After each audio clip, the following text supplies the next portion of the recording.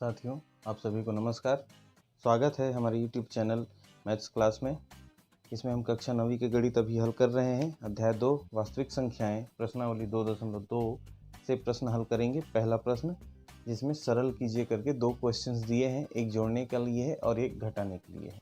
आपको इसको समझना है, अच्छे से कॉन्सेप्ट क्लियर रखना है कि करना क्या है। देखिए, जैसे कि 5 है तो ये कोई संख्या हम कहते हैं, वैसे ही यदि √5 है, वर्गमूल 5 है, तो ये भी एक संख्या है। लेकिन ये दोनों संख्या कभी भी आपस में बराबर नहीं होती। क्यों नहीं होती, इसको पहले समझ लीजिए। मान लीजिए हमने 4 लिखा और वहीं पर वर्गमूल 4 लिखा, तो आपको पता है 4 का मतलब तो 4 ही होगा, लेकिन वर्गमूल का मतलब वर्गमूल 4 का मतलब क्या होता है? 2 × 2 हुआ, जोड़ी बना, मतलब ये वर्गमूल से बाहर आ जाएगा और इसका मान कितना हो जाएगा? 2 हो जाएगा। ठीक है, तो इस प्रकार से ये जो 4 है और ये जो 4 है ये अलग होता है। ठीक, ऐसे ही आप देख लीजिए कि मान लीजिए 9 होता है, हम ले लेते हैं 9 और वर्गमूल 9, क्या ये दोनों बराबर है? बिल्कुल बराबर नहीं है। कैसे? देखिए, 9 का क्या हो गया?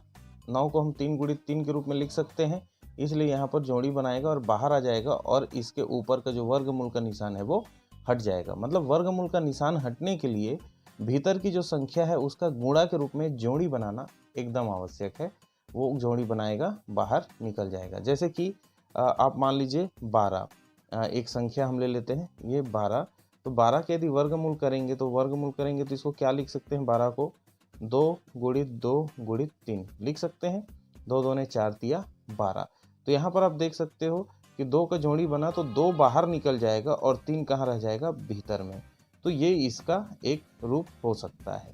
तो मैं ये बताना चाह रहा था मेन कि ये 5 वर्गमूल 5 ही अंतर है, अलग अलग चीज़ें हैं। 4 वर्गमूल 4 अलग है, 9 वर्गमूल 9, मतलब कोई भी संख्या है, 6 है और उसका वर्गमूल है, तो ये 6 है मान लो, तो ये दोनों संख्या कभी भी आपस में बराबर नहीं होती। ये अलग संख्या है, ये अलग संख्या है। ठीक है, तो इन संख्याओं का जोड़ना घटाना ठीक उसी प्रकार से किया जा सकता है जैसे कि हम क्या करते हैं, मान लीजिए a धन b लिखा है, ठीक है, और यहाँ पर अलग से 2a ऋण b लिखा है। तो इसमें क्या करेंगे? देखिए, a वाला a के साथ और b वाला b के साथ या तो जुड़ेगा या तो घटेगा। जैसे यहाँ पर a धन है, यहाँ सामने कोई निशान नहीं, मतलब धन है। ये a भी क्या है? धन है। तो इसका 1a और इसका 2a, उत्तर कितना हो गया? 3a।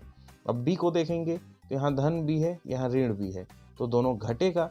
लेकिन यहाँ एक b है, उसमें से एक b चला गया, तो b यहाँ पर नहीं बचेगा। तो इसका उत्तर क्या मिलेगा हमको? 3a मिलेगा। यहाँ क्या समझा रहा हूँ मैं? a से जुड़ता या घटता है, b से जुड़ता या घटता है। ठीक उसी प्रकार की चीज़ें यहाँ पर करनी है। कहीं पर ऐसा दिया है कि 2 वर्गमूल 3 धन 3 वर्गमूल 2, ठीक है, तो इसका उत्तर आप 3 और 2 5 है ना, 3 और 2 5, और भीतर में भी ये 3 और 2 5 नहीं करेंगे। क्यों नहीं करेंगे? क्योंकि देखिए, यहाँ जो 2 है उसके साथ जो वर्गमूल है वो अलग चीज़ है, और यहाँ जो 3 है उसके साथ वर्गमूल है वो अलग है। तो ये दोनों कभी भी आपस में नहीं जुड़ेंगे, इसका कोई उत्तर नहीं निकलेगा, यही इसका उत्तर है। हाँ, लेकिन यहाँ पर मान लो ऐसा रहता 2 वर्गमूल 3 धन 3 वर्गमूल 3, तो यहाँ पर उत्तर क्या आएगा? 3 और 2 ये हो जाएगा 5, और वर्गमूल 3 जैसा है वैसा ही रहेगा। जुड़ेगा या घटेगा कौन? बाहर की संख्या। भीतर की संख्या का आपस में जोड़ना या घटाना नहीं होता है। कब नहीं होता है? जब तक कि इसके भीतर ना घुसे। लेकिन जोड़ना या घटाना में ये जो संख्या है इसके भीतर नहीं जा सकता, इसलिए बाहर की संख्याओं का ही जोड़ना या घटाना करेंगे। और उदाहरण ले लेते हैं, जैसे मान लीजिए वर्गमूल 5 है और इसके साथ हम वर्गमूल 5 को जोड़ रहे हैं, तो अब क्या होगा? बहुत सारे साथी इसको वर्गमूल 10 कहेंगे, नहीं, तो फिर क्या होगा? तो कंफ्यूज होंगे कि सामने में तो कोई संख्या नहीं है, इसके सामने में भी तो कोई संख्या नहीं, तो अब क्या करें? तो यहाँ मैंने पहले ही बताया कि सामने में कोई संख्या नहीं है, मतलब एक आप मान सकते हो। तो यहाँ एक, तो कितना हो गया टोटल? ये 2, और भीतर का वर्गमूल 5 ही लिखना है।